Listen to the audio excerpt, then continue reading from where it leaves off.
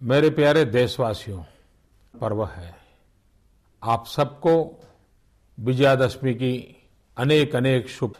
Radio के माध्यम से आपकी बातें बताना चाहता हूं और मेरे मन में तो ऐसा है कि सिर्फ आज नहीं, ये बातचीत का अपना क्रम आगे भी चलता रहे। मैं कोशिश करूंगा, हो सके तो महीने में 2 बार या तो महीने में 1 बार समय निकाल करके आपसे बातें करूं। आगे चल करके मैंने ये भी मन में सोचा है कि जब भी बात करूंगा तो रविवार होगा और समय प्रातः 11 की सुविधा रहेगी और मुझे भी ये संतोष होगा कि मैं मेरे मन की बात आपके मन तक पहुंचाने में। विजयादशमी का पर्व मनाते हैं। ये विजयादशमी का पर्व बुराइयों पर अच्छाइयों का विजय का पर्व है। लेकिन एक श्रीमान गणेश वेंकरादरी मुझे मेल भेजा और उन्होंने कहा कि विजयादशमी में हम अपने भीतर की 10 बुराइयों को खत्म करने का संकल्प करें। मैं उनके इस सुझाव के लिए उनका आभार व्यक्त करता हूं। हर कोई जरूर सोचता होगा जितनी ज्यादा बुराइयों पर को पराजय करके विजय प्राप्त करें, लेकिन राष्ट्र के रूप में मुझे लगता है कि आओ विजयादशमी के पावन पर्व पर हम सब गंदगी से मुक्ति का संकल्प करें और गंदगी को खत्म कर करके विजय प्राप्त करना। विजयादशमी के पर्व पर हम ये संकल्प कर सकते हैं। कल 2 अक्टूबर महात्मा गांधी की जन्म जयंती पर स्वच्छ भारत का एक अभियान 125 करोड़ देशवासियों ने आरंभ है कि आप सब इसको आगे बढ़ाएंगे।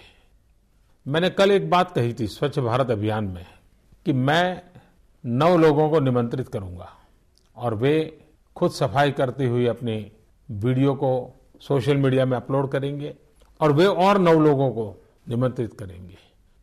आप भी इसमें जुड़िए, आप सफाई कीजिए, आपके 9 उनको कीजिए, वे भी सफाई करें। आप ऊपर जाने की जरूरत नहीं है। वो और 9 लोगों को कहे, वो और 9 लोगों को कहे, धीरे धीरे पूरे देश में ये माहौल बन जाएगा। मैं विश्वास करता हूं इस काम को आप आगे बढ़ाएंगे। तो खादी की बात बहुत स्वाभाविक ध्यान में आती है। आपके परिवार में अनेक प्रकार के वस्त्र होंगे, अनेक प्रकार के फैब्रिक्स होंगे, अनेक कंपनियों के प्रोडक्ट होंगे। क्या उसमें एक खादी का नहीं हो सकता क्या? मैं आपको खादीधारी बनने के लिए नहीं कह रहा हूं, आपको नहीं कह रहा हूं। मैं सिर्फ इतना कहता हूं कि कम हैंडकरचीफ हो, भले घर में नहाने का तौलिया हो, भले हो सकता है बेडशीट हो, तकिए का कवर हो, पर्दा हो, कुछ तो भी हो। अगर परिवार में हर प्रकार के फैब्रिक का शौक है तो एक ये भी तो होना चाहिए। और ये मैं इसलिए कह रहा हूं कि अगर आप खादी का वस्त्र खरीदते हैं तो एक गरीब के घर में दिवाली का दिया जलता है। और इसलिए एक आध चीज, और इन दिनों तो 2 अक्टूबर से लेकर करीब महीने भर खादी के बाजार है, उसका आप फायदा भी उठा सकते हैं। एक वक्त इसको करिए, आप देखिए गरीब के साथ आपका कैसा जुड़ाव आता है, उस पर आपको कैसी सफलता मिलती है। मैं जब कहता हूं 125 करोड़ देशवासी, अब तक क्या हुआ है, हमको लगता है कि सब कुछ सरकार करेगी और हम कहां रह गए। हमने देखा है अगर आगे बढ़ना है तो 125 करोड़ देशवासियों को करना पड़ेगा। हमें खुद को पहचानना पड़ेगा, अपनी शक्ति को जानना पड़ेगा। और मैं सच बताता हूं, हम विश्व में अजोड़, हमारे वैज्ञानिकों ने कम से कम खर्च में मार्स पहुंचने का सफल प्रयोग सफलतापूर्वक पार कर दिया। हमारी ताकत में कमी नहीं है, सिर्फ हम अपनी शक्ति को भूल चुके हैं, अपने आप को भूल चुके हैं। हम जैसे निराश्रित बन गए हैं। नहीं मेरे प्यारे भाइयों बहनों, ऐसा नहीं हो सकता। स्वामी विवेक हमेशा बताया करते थे, शायद को सुनाई होगी। विवेकानंद जी कहते थे कि एक बार एक शेरनी अपने 2 छोटे छोटे बच्चों को लेकर के दूर से उसने भेड़ का झुंड देखा तो शिकार करने का मन कर गया। तो शेरनी उस तरफ दौड़ पड़ी और उसका एक बच्चा भी उसके साथ दौड़ने लगा, लेकिन दूसरा बच्चा पिछड़ गया। शेरनी भेड़ का शिकार करते हुए आगे बढ़ गई। एक बच्चा भी चला गया, लेकिन एक बच्चा बिछड़ गया। जो बच्चा बिछड़ गया उसमें एक माता भेड़ ने उसको पाला पोसा बड़ा किया और वो शेर भेड़ के पीछे ही बड़ा होने लगा। उसकी बोलचाल, आदतें सारी भेड़ जैसी हो गई। उसका हंसना, खेलना, बैठना, उठना सब भेड़ के साथ ही हो गया। एक बार वो जो शेरनी के साथ बच्चा चला गया था, वो बड़ा हो गया था। उसने एक बार इसको देखा कि ये क्या बात है, ये तो शेर है, भेड़ की तरह बोल रहा है, क्या हो गया इसको। तो शेर को थोड़ा अपना हम पर ही संकट आ गया, तो इसके पास गया और उसको कहने लगा, अरे तू क्या कर रहे हो, तुम तो शेर हो। तो कहा, नहीं मैं तो भेड़ हूं, मैं तुमने मुझे बड़ा किया है, मेरी आवाज देखिए, मेरी बातचीत का तरीका देखिए। तो शेर ने कहा कि चलो मैं दिखाता हूं तुम कौन हो। उसको एक कुएं के पास ले गए और कुएं में पानी के अंदर उसका चेहरा दिखाया और खुद के चेहरे के साथ उसको कहा, देखो हम दोनों का चेहरा एक है, मैं भी शेर हूं, तुम भी शेर हो। और जैसे ही उसके भीतर से आत्मसम्मान जगा, उसकी अपनी पहचान हुई, तो वो भी उस शेर की तरह भी दहाड़ने लगा। उसके भीतर का सत्व जग गया। स्वामी विवेकानंद जी यही कहते थे, मेरे देशवासियों, 125 करोड़ देशवासियों के भीतर अपार शक्ति है, अपार सामर्थ्य है। इतना सामर्थ्य है, हमें अपने आप को पहचानने की जरूरत है, हमारी भीतर की ताकत को पहचानने की जरूरत है। और फिर जैसा स्वामी विवेकानंद जी ने कहा था, उस आत्मसम्मान को लेकर के, अपनी सही पहचान को लेकर के हम चल पड़ेंगे तो हम विजयी होंगे, हम सफल होंगे और हमारा राष्ट्र भी विजयी होगा, सफल होगा। मुझे लगता है हमारे 125 करोड़ देशवासी भी सामर्थ्यवान है, शक्तिवान है। हम भी बहुत विश्वास के साथ खड़े हो सकते हैं। इन दिनों मुझे ईमेल के द्वारा, सोशल मीडिया के द्वारा, फेसबुक के द्वारा कई मित्र मुझे चिट्ठी लिखते हैं। एक गौतम पाल करके व्यक्ति ने एक चिंता जताई है। उसने कहा है कि जो स्पेशली एबल्ड चाइल्ड होते हैं, उन बालकों के लिए नगर पालिका हो, महानगर पालिका हो, पंचायत हो, उसमें कोई न कोई विशेष योजनाएं होती रहनी चाहिए, उनका हौसला बुलंद करना चाहिए। मुझे उनका ये सुझाव अच्छा लगा, क्योंकि मेरा अपना अनुभव है।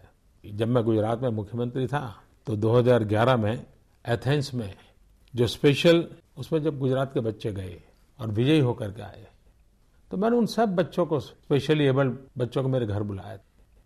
मैं 2 घंटे उनके साथ बिताए। शायद वो मेरे जीवन को बहुत ही इमोशनल, बड़ा प्रेरक वो घटना थी, क्योंकि मैं मानता हूं कि ये किसी परिवार में स्पेशली एबल्ड बालक है तो सिर्फ उनके माँ बाप का दायित्व नहीं है, ये पूरे समाज का दायित्व है। परमात्मा ने शायद उस परिवार को पसंद किया है, लेकिन वो बालक तो सारे राष्ट्र की जिम्मेवारी होता है। बाद में इतना मैं इमोशनली टच हो गया था कि मैं गुजरात में स्पेशली एबल्ड बच्चों के लिए अलग ओलंपिक करता था। हजारों बालक आते थे, उनके माँ बाप आते थे, मैं खुद जाता था। ऐसा एक विश्वास का वातावरण पैदा होता था।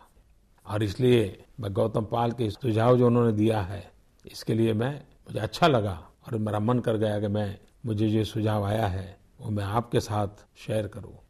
एक कथा मुझे और भी ध्यान आती है। एक बार एक राहगीर रास्ते के किनारे पर बैठा था और आते ही जाते सबको पूछ रहा था, मुझे वहां पहुंचना है कि रास्ता कहाँ है। पहले को पूछा, दूसरे को पूछा, चौथे को पूछा, सबको पूछता ही रहता था। और उसके बगल में एक सज्जन बैठे थे, वो सारा देख रहे थे। बाद में खड़ा हुआ, खड़ा होकर के किसी को पूछने लगा, तो वो सज्जन खड़े होकर के उसके पास आए। उसने कहा, देखो भाई, तुमको जहां जाना है ना, उसका रास्ता इस तरफ से जाता है। तो उस राहगीर ने उसको पूछा, भाई साहब, आप इतनी देर से मेरे बगल में बैठे हो, मैं इतने लोगों को रास्ता पूछ रहा हूं, कोई मुझे बता नहीं रहा है, आपको पता था तो आप क्यों नहीं बताते थे? बोले, मुझे भरोसा नहीं था कि तुम सचमुच में चल करके जाना चाहते हो या नहीं चाहते हो, या ऐसे ही जानकारी के लिए पूछते रहते हो। लेकिन जब तुम खड़े हो गए तो मेरा मन कर गया, हाँ अब तो इस आदमी को जाना है, पक्का लगता है। तब जाकर के मुझे लगा कि मुझे आपको रास्ता दिखाना चाहिए। मेरे देशवासियों, जब तक हम चलने का संकल्प नहीं करते, हम खुद खड़े नहीं होते, तब रास्ते दिखाने वाले भी नहीं मिलेंगे, हमें उंगली पकड़ कर चलाने वाले नहीं मिलेंगे। चलने की शुरुआत हमें करनी पड़ेगी। और मुझे विश्वास है कि 125 करोड़ देशवासी जरूर चलने के लिए सामर्थ्यवान हैं, चलते रहेंगे। कुछ दिनों से मेरे पास जो अनेक सुझाव आते हैं, बड़े इंटरेस्टिंग सुझाव लोग भेजते हैं। मैं जानता हूं कब कैसे कर पाएंगे, लेकिन मैं इन सुझावों के लिए, क्योंकि ये भी एक सक्रियता जो है ना, ये देश हम सबका है, कोई सरकार का देश थोड़ा है, नागरिकों का देश है। नागरिकों का जुड़ना बहुत जरूरी होता है। मुझे कुछ लोगों ने कहा है कि भी जो लघु उद्योग शुरू करते हैं तो उसकी पंजीकरण जो प्रक्रिया है वो आसान होनी चाहिए। मैं जरूर सरकार में उसके लिए सूचना करूंगा। कुछ लोगों ने मुझे लिख करके भेजा है कि बच्चों को 5वीं कक्षा से ही स्किल डेवलपमेंट सिखाना चाहिए, ताकि वो पढ़ते पढ़ते ही कोई न कोई अपना हुनर सीख ले, कारीगरी सीख ले। बहुत ही अच्छा सुझाव उन्होंने दिखा है। उन्होंने ये भी कहा है कि युवकों को भी कंपलसरी स्किल डेवलपमेंट होना चाहिए उनकी पढ़ाई के अंदर। किसी ने मुझे लिखा है कि हर 100 मीटर पर एक डस्टबिन होना चाहिए, सफाई की व्यवस्था करनी है। तो कुछ लोगों ने मुझे लिख करके भेजा है कि पॉलीथीन की बैग पर प्रतिबंध लगना चाहिए। ढेर सारे सुझाव मुझे लोग भेज रहे हैं। मैं आगे से भी आपको कहता हूं, अगर आप मुझे कहीं पर भी कोई सत्य घटना भेजेंगे जो सकारात्मक हो, जो मुझे भी प्रेरणा दे, देशवासियों को प्रेरणा दे, अगर ऐसी सत्य घटनाएं सबूत के साथ मुझे भेजोगे तो मैं जरूर जब मन की बात करूंगा और जो चीज मेरे मन को छू गई है तो वो बातें मैं जरूर देशवासियों तक पहुंचाऊंगा।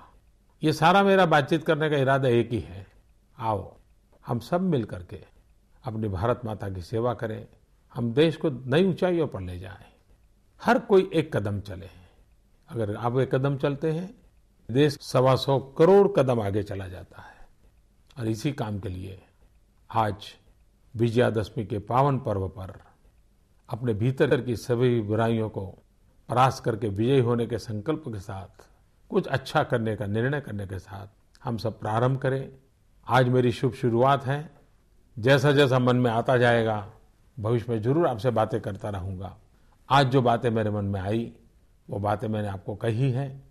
फिर जब मिलूंगा, रविवार को मिलूंगा, सुबह 11 बजे मिलूंगा। लेकिन मुझे विश्वास है कि हमारी यात्रा बनी रहेगी, आपका प्यार बना रहेगा। आप भी मेरी इस बात सुनने के बाद अगर मुझे कुछ कहना चाहते हैं, जरूर मेरे तक पहुंचा दीजिए, मुझे अच्छा लगेगा। मुझे बहुत अच्छा लगा आज आप सबसे बातें करने के लिए। और रेडियो का ऐसा सरल माध्यम है कि मैं दूर दूर तक पहुंच पाऊंगा, गरीब से गरीब घर तक पहुंच जाऊंगा। क्योंकि मेरे देश की ताकत गरीब की झोपड़ी में है, मेरी देश की ताकत गांव में है, मेरी देश की ताकत माताओं, बहनों, नौजवानों में है, मेरे देश की ताकत किसानों में है। मैं आप ही के भरोसे भारत आगे बढ़ेगा, ये विश्वास व्यक्त करता हूँ। आपकी शक्ति में भरोसा है, इसलिए मुझे भारत के भविष्य में भरोसा है। फिर एक बार मैं आप सबको बहुत बहुत धन्यवाद देता हूँ। आपने समय निकाला, फिर एक बार बहुत